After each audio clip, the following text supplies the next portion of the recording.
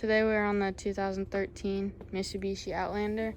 We're going to be checking the spark plug gaps. We took all the spark plugs out. First one, it's about 0.04 inches. They're all about the same, to be honest. It's the spark plug gap specs that we have in ALLDATA, so they're all in the right specifications. Alright, we are looking at this 2013 Dodge Dart. We're going to be checking the primary and secondary resistance on the ignition coils. So we have the second ignition coil pulled out. Right now Dominic has the primary winding set up. It's about 0.8 ohms. And the specs say it should be 0.5 to 0.6 ohms. So it's a little bit over the spec. Now we are going to be trying to testing the secondary winding. It is reading 2.2 mega ohms, which is way over the resistance that ALLDATA states. So there may be an issue. We can make sure the car starts and see if that's the problem. Alright, so we said we couldn't get the secondary winding correctly tested on the Dodge Dart, so we moved to this 2005 Pontiac Grand Prix. We're going to be testing the secondary windings on the coil pack.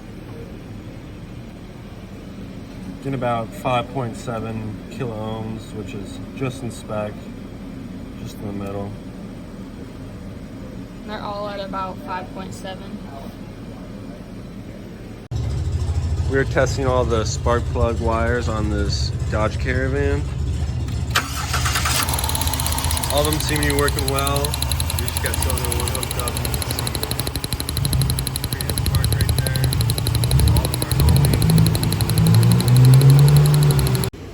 Today we are going to be looking at the secondary winding waveform on a 2006 Pontiac G6. We have our inductive clamp hooked up on the spark plug wire up onto the picoscope.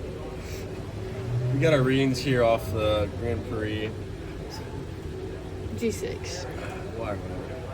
It shot up. We have like kind of a dwell right here. You can't really see it. There's a lot of noise, but it shoots up to about 3.4 kilovolts. And obviously down below it doesn't really look like at all. Yeah, this is what a nicer one would look at. So you'd have your dwell here, and then the spark plug would jump the gap, and then you'd have your spark plug arcing right about there. Alright, so we tried to move the inductive clamp to see if we could get a better reading. So we moved it back here on one of these spark plug wires. And this is the reading we got. A little bit cleaner, not as much feedback, but it's closer to this one than the last one was. It goes about the same voltage.